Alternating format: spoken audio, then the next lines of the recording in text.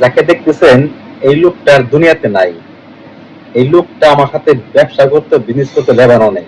ওনার নামে আমি একটা কোম্পানি খুলছিলাম, আরবিতে বলে শেরকি। প্রায় $24,000 দিয়ে কোম্পানি খুলছিলাম ওনার নামে। যখন ওনার হাতে $16,000 পরে, তখন উনি 1-1.5 মাস পরে টাকাটা হাতে পাওয়ার পরে লেবানন ছেড়ে কুয়েত চলে যায়। কুয়েত চলে যায়, তখন আমি হতাশ হয়ে যাই, কারণ এত টাকা আমি দিছি। $16,000 প্রায় 18 লাখ টাকা। তো এই লোকটা গত 5 তারিখে দুনিয়া ছেড়ে চলে গেছে। এখন আর দুনিয়াতে নাই।